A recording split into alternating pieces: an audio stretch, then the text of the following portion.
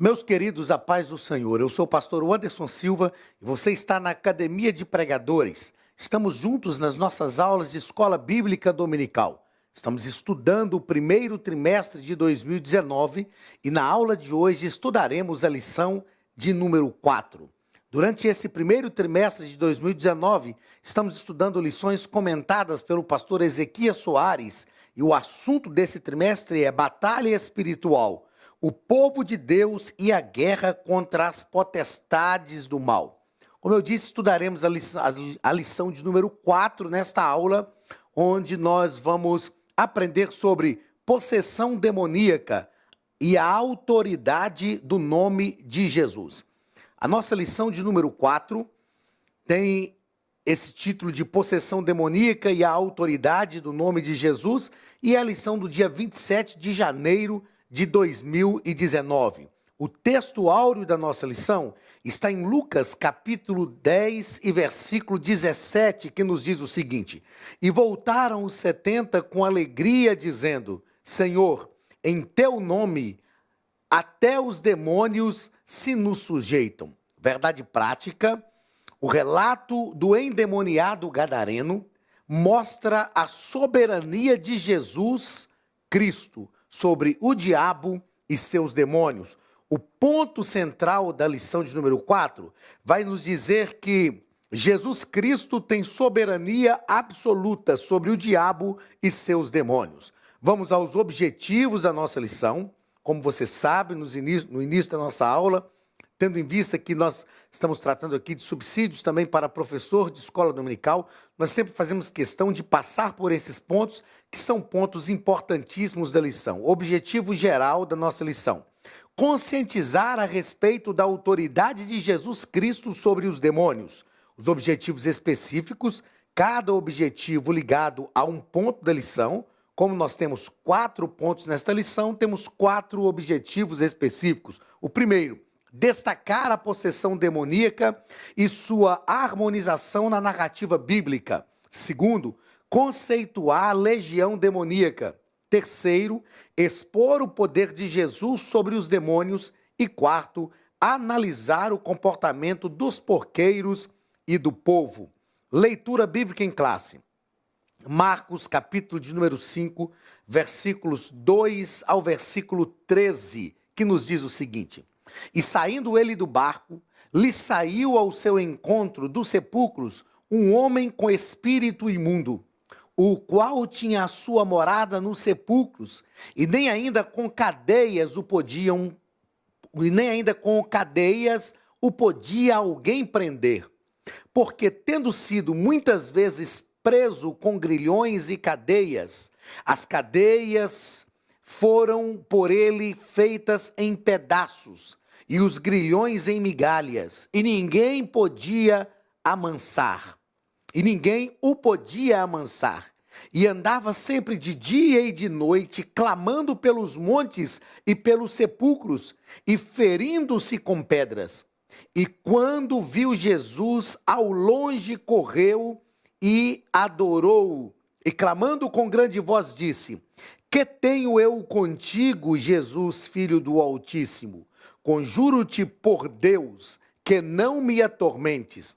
Porque ele dizia: Sai deste homem, espírito imundo. E perguntou-lhe: Qual é o teu nome? E ele respondeu dizendo: Legião é o meu nome, porque somos muitos. E rogava-lhe muito que os não enviasse para fora daquela província. E andava ali pastando no monte uma grande manada de porcos. E todos aqueles demônios lhe rogaram, dizendo: Manda-nos para aqueles porcos, para que entremos neles. E Jesus logo lhe o permitiu. E saindo aqueles espíritos imundos, entraram nos porcos, e a manada se precipitou por um despenhadeiro no mar. Eram quase 2.000, e afogou-se no mar. Queridos, essa narrativa do endemoniado gadareno é uma narrativa muito conhecida dos leitores da Bíblia.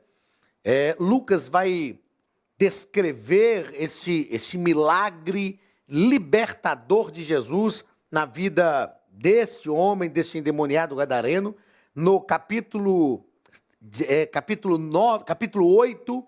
Mateus também vai fazer uma descrição com uma diferença do evangelista Lucas e do evangelista Marcos.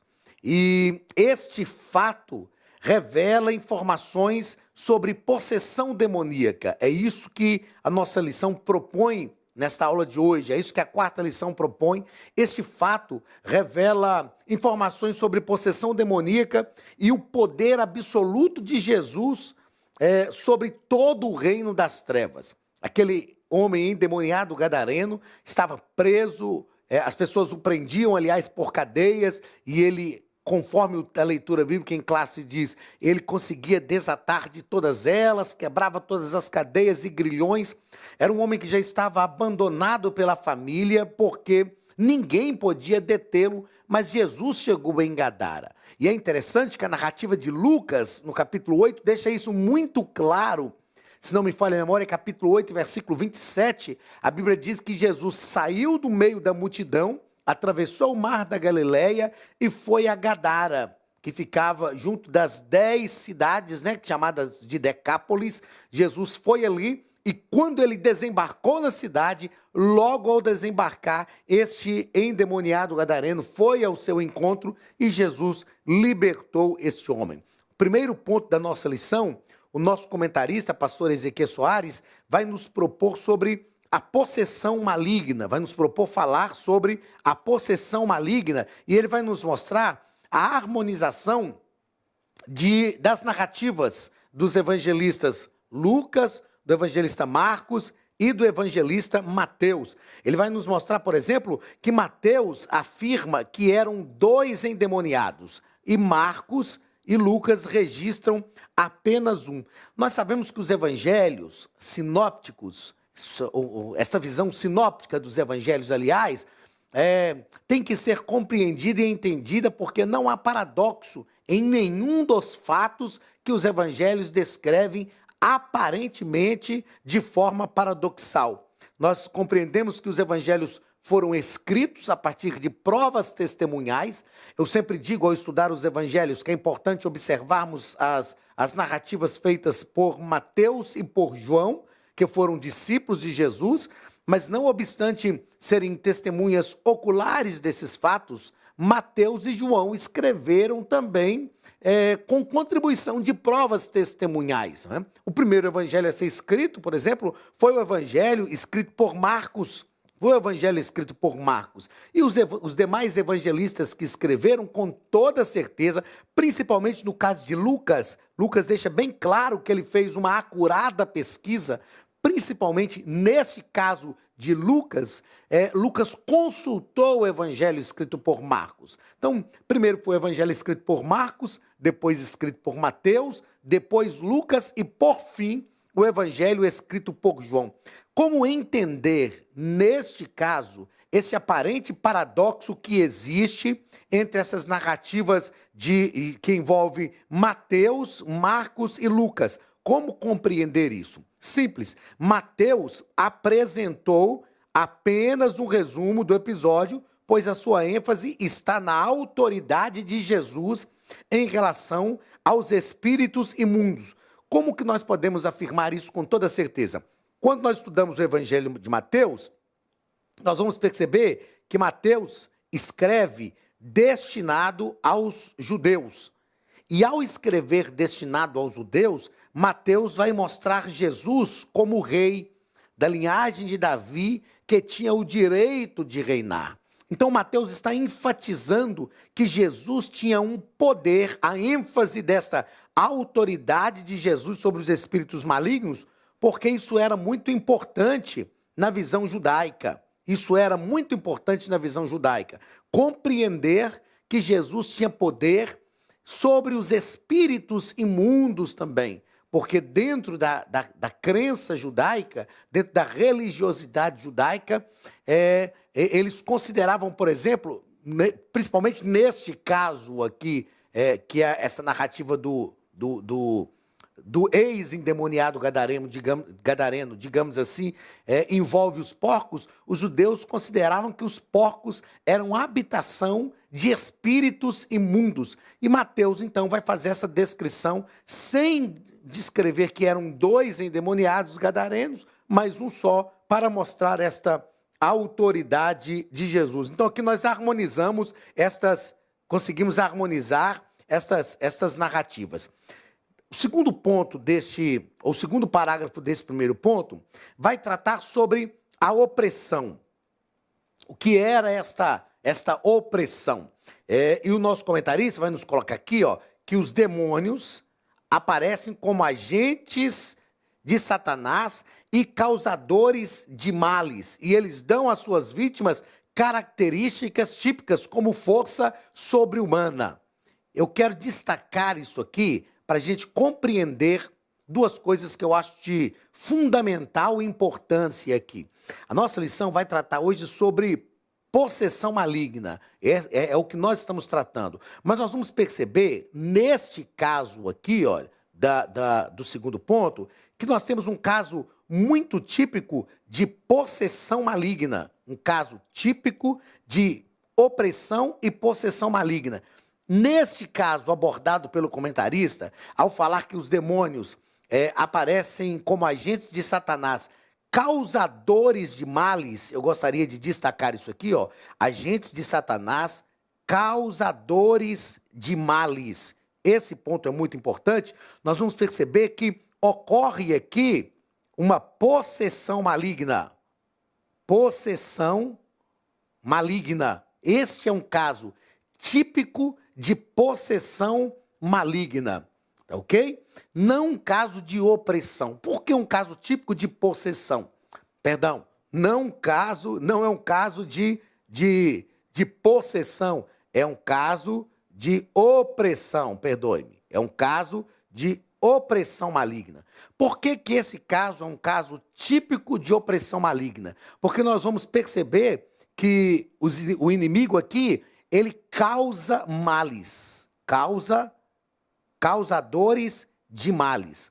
Nós vamos perceber que o crente, ele pode sofrer uma opressão maligna. Ele pode sofrer. Ele não pode sofrer uma possessão maligna. Nós vamos tratar disso em outras lições, já falamos disso aqui também, se não me falha a memória, na lição passada, mas o crente não pode sofrer uma possessão maligna, porque uma vez que estamos em Cristo, nós já estamos livres, libertos do poder do inimigo. Mas uma opressão maligna, nós podemos sofrer. Jó sofreu uma opressão maligna. É um caso típico de alguém fiel a Deus que sofre uma opressão maligna na Bíblia. Quando nós, ainda analisando este segundo ponto, nós vamos perceber, olha, que o nosso comentarista coloca aqui também que os demônios atacam as suas vítimas nas suas faculdades mentais, levando à demência e, às vezes, incapacitando-as de falar e ver. Nesse caso típico aqui, nós temos um caso, sim, de possessão maligna. Um caso de possessão maligna. Por que percebemos que este é um caso de possessão maligna? Porque o comentarista nos coloca que eles atacam as suas vítimas e ao possuí-las, eles vão dominar as suas faculdades mentais. Toda vez que nós vermos acontecer um caso deste, a pessoa está possuída por espíritos malignos e a sua faculdade mental está dominada. Esse é um caso típico, então, de possessão maligna e não de opressão maligna. No caso descrito na passagem que nós estamos analisando, aquele endemoniado gadareno sofria um quadro estarrecedor.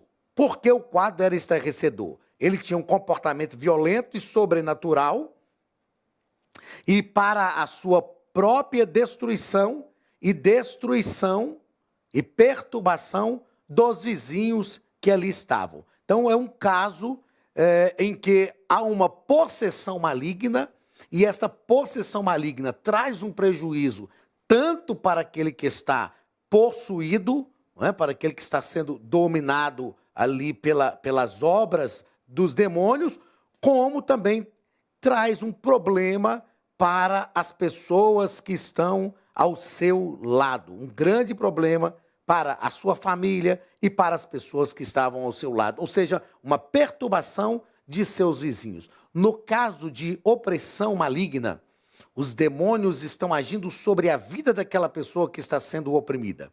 No caso de possessão maligna, além de agir sobre a vida daquela pessoa que está possuída por espíritos imundos, os demônios irão usar a vida daquela pessoa para trazer também uma opressão a outras pessoas que estão à sua volta, vizinhos, parentes e etc. Ok? Então, neste primeiro ponto, nós tratamos especificamente dessa situação da possessão maligna.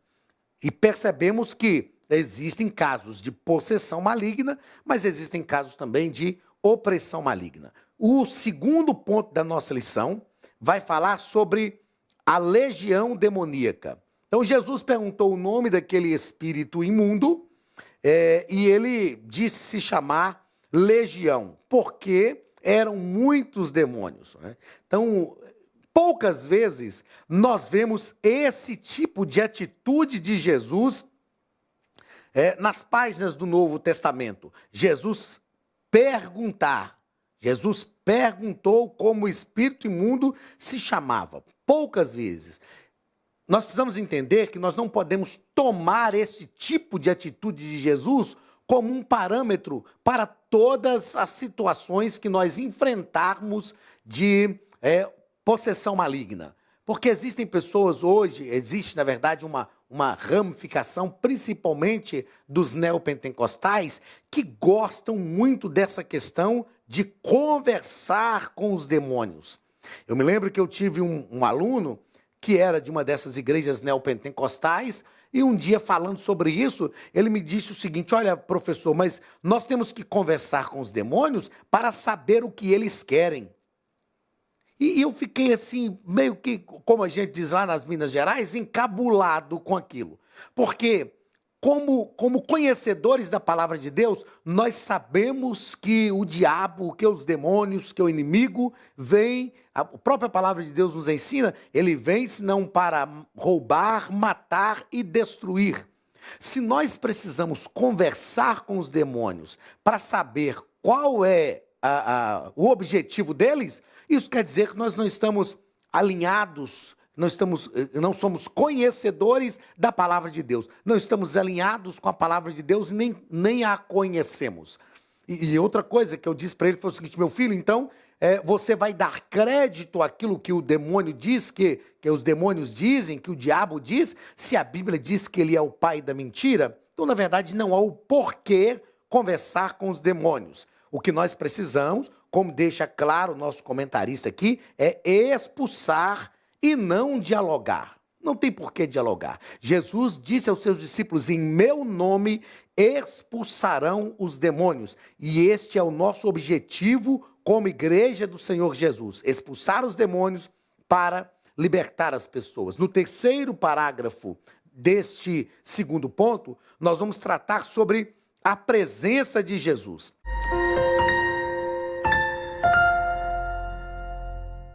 Faça cursos completos de teologia, hebraico bíblico, preparação para a escola dominical. Estude a palavra de Deus com mestres capacitados. Elienay Cabral, Josué Brandão, Cláudio Gama, Alain Brizotti, Benhur Lopes, Elias Torralbo, Eduardo Reis e muitos outros professores. Seja um pregador mais capacitado para pregar o Evangelho. Tenha acesso ilimitado a todos os cursos online por apenas R$ 49,90 mensais. Venha estudar na Academia de Pregadores. A maior escola de teologia online do Brasil.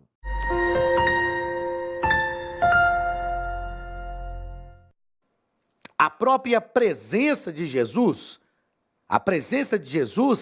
é um tormento para o reino das trevas e também que esse encontro serviu para um prenúncio dos anjos. Então, o que nós aprendemos com esta narrativa, o que nós aprendemos com toda esta narrativa do endemoniado gadareno. Aprendemos que a presença de Jesus, ela traz sim um tormento para o reino das trevas.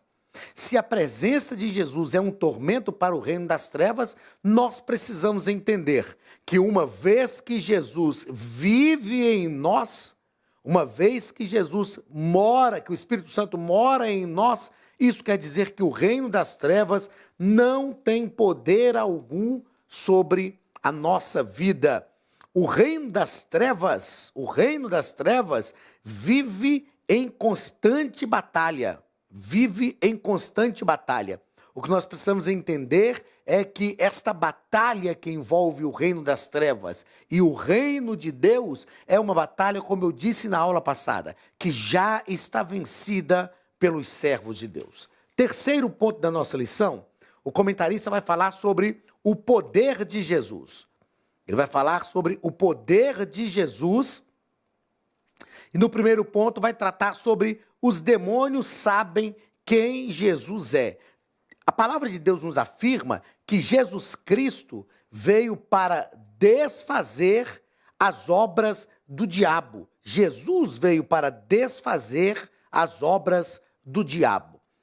Meus queridos, se Jesus veio para desfazer as obras do diabo e Jesus realmente habita em nós, isso quer dizer que as obras do diabo, as obras do inimigo que poderiam estar presentes na nossa vida, já estão desfeitas uma vez que Jesus habita na nossa vida, que Jesus habita em nosso ser.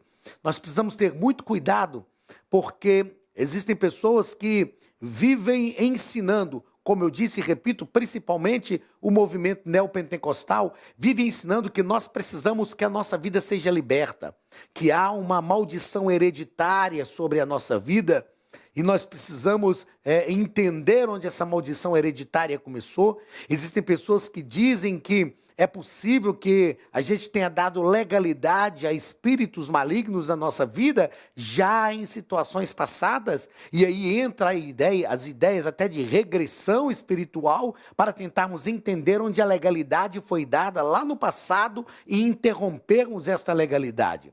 Se Jesus veio, repito, se Jesus veio para desfazer as obras do diabo, e Jesus já habita em nossa vida, isso quer dizer que as obras do diabo já estão desfeitas. O segundo parágrafo deste terceiro ponto vai tratar sobre a soberania de Jesus.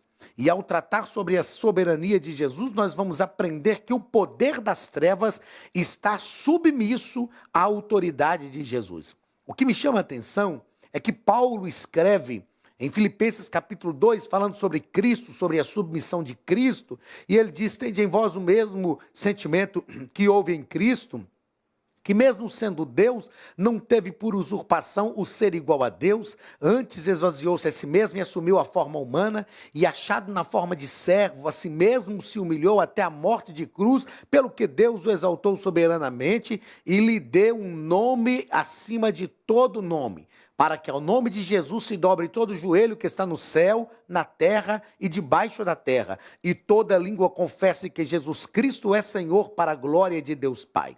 E Paulo vai nos indicar que por causa da submissão de Cristo, o próprio Deus o exaltou, o próprio Pai o exaltou, fazendo com que todo joelho que está no céu, na terra e debaixo da terra estejam submissos à autoridade de Cristo.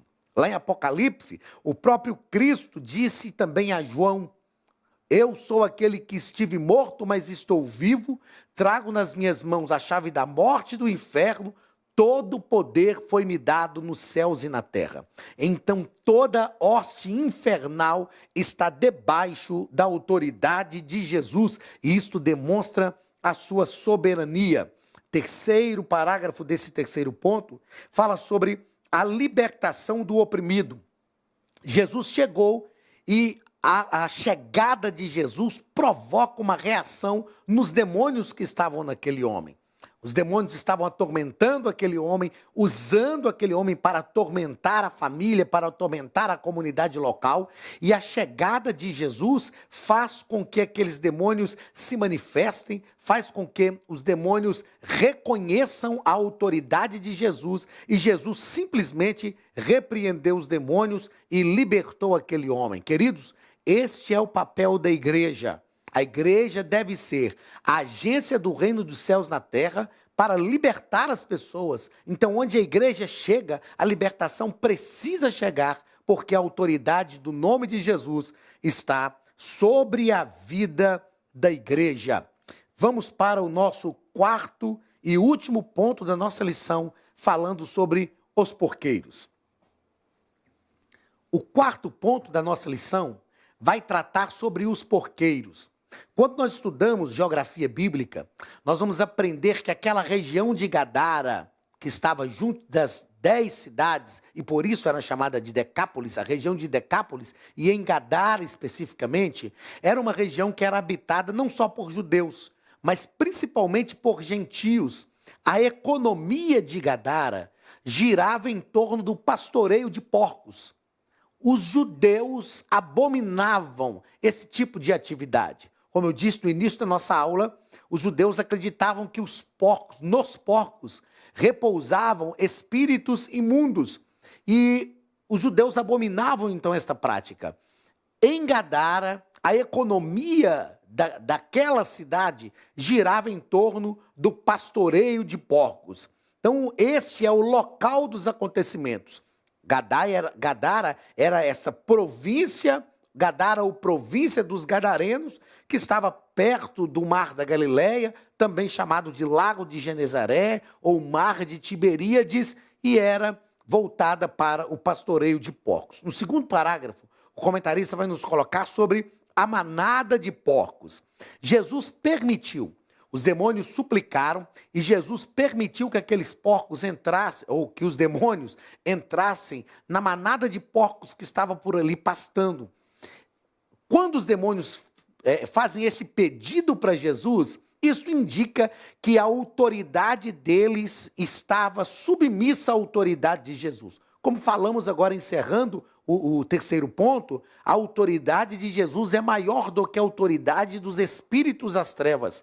Os demônios, o próprio diabo tem poder que está restrito pela autoridade de Jesus. Nós sabemos que o diabo já foi vencido no Calvário, a derrota dele já foi decretada, mas ele ainda está agindo. Isso porque Deus permite que assim aconteça, mas o seu poder, a sua autoridade está submissa à autoridade de Jesus. E isso é demonstrado quando os demônios pedem a Jesus que permita que eles entrem naqueles porcos que ali estavam. A pergunta é: por que Jesus permitiu que os porcos, ou que os demônios, por que Jesus permitiu que os demônios entrassem naqueles porcos? Então, ao permitir que os demônios entrassem naqueles porcos, e os porcos se precipitaram no mar, e nós precisamos entender que Gadara não estava à margem do Mar da Galileia, não é? Gadara estava a uma certa distância, se não me falha a memória, aproximados 10 quilômetros ou 8 quilômetros do Mar da Galileia. Os porcos passaram pela cidade e se precipitaram no mar. Ao passar pela cidade, os porcos provocaram uma desordem na cidade. E isto acabou por atrair a atenção das pessoas que ali estavam. O que nós aprendemos com isso? Os porqueiros ou os moradores daquela cidade já estavam tão acostumados com a situação daquele homem que estar endemoniado, estar possuído, não produzia nenhum efeito na vida daquelas pessoas. E isso é muito perigoso, porque nós nos acostumamos com a desordem.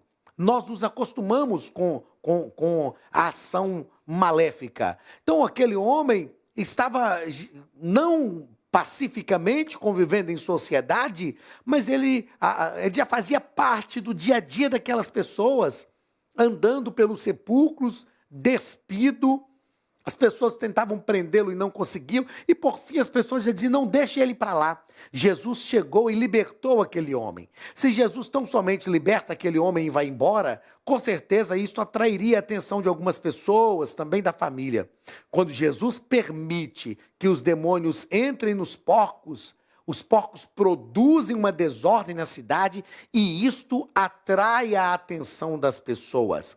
Outra coisa importante é nós entendermos que para Jesus, aí nós entramos no terceiro e último parágrafo da nossa lição, o estranho pedido do povo para que Jesus se retirasse dali, a Bíblia diz que eles convidaram, digamos assim, eles convidaram Jesus para se retirar da sua terra.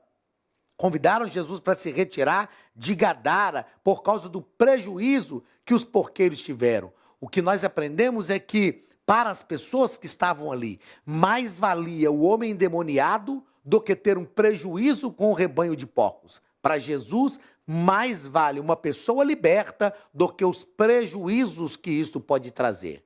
Então, quando Jesus liberta uma pessoa, isso é prejuízo para o tráfico, é prejuízo para aqueles que vendem bebida alcoólica, é prejuízo para aqueles que vivem desse tipo de atividade que é oferecida a fim de que as pessoas se pervertam ainda mais. Mas para Jesus o importante é libertar as pessoas. Nós aprendemos na lição de hoje, então, que existe sim a possessão maligna, mas Jesus tem mais poder e Jesus pode libertar as pessoas. Como você já sabe que nós fazemos, existem algumas considerações importantes a serem feitas ao final da nossa lição. São assuntos que não foram abordados pelo comentarista, mas é importante fazermos. Primeira consideração importante. A opressão demoníaca é uma ação que visa produzir tormentos e desajustes ao ser humano. A opressão demoníaca ou a possessão demoníaca, tanto a opressão quanto a possessão, neste caso específico da nossa lição 4, a possessão demoníaca é uma ação que visa produzir tormentos e desajustes ao ser humano. Quando alguém está possuído por demônios, a família sofre, aquela pessoa sofre, a vizinhança sofre, a sociedade sofre, mas Jesus pode libertar as pessoas. Segunda coisa importante que nós pensamos a ser considerada. A possessão demoníaca é uma ação que objetiva envolver de forma plena a vida das pessoas, produzindo tormentos e desajustes, mas tornando também a pessoa um instrumento de Satanás. Então, no caso da possessão demoníaca, além de produzir tormentos e desajustes na vida da pessoa, nós falamos isso aqui durante a nossa aula, a pessoa se torna um instrumento de Satanás para produzir tormento na vida das demais pessoas que ali estão. E terceira consideração importante, o crente pode sofrer opressão e não possessão demoníaca. O crente não pode sofrer possessão demoníaca, porque nós somos livres, libertos por Cristo. O Espírito Santo habita na nossa vida. Nós temos alguns casos na Bíblia, como o caso típico, que é o caso de Saul. A Bíblia diz que o espírito mau o perturbava, o atormentava, e quando aquele espírito o possuía, ele fazia coisas que estavam quase que fora do seu juízo normal, mas Saul já estava desviado, estava afastado, perdeu a comunhão com Deus por causa dos seus diversos erros. O crente não pode ser possuído. Nós podemos sofrer até uma opressão em alguma circunstância, como Jó sofreu, mas Jó sofreu em todas as áreas da sua vida, mas nós não podemos sofrer nenhuma possessão demoníaca. Meu querido, que Deus abençoe a sua vida, que a bênção de Deus esteja sobre a sua casa e, sobretudo, entendamos que somos livres, libertos por Cristo para viver livre para a glória do seu nome. Receba um abraço do pastor Anderson Silva e da Academia de Pregadores e até a semana que vem, em nome de Jesus.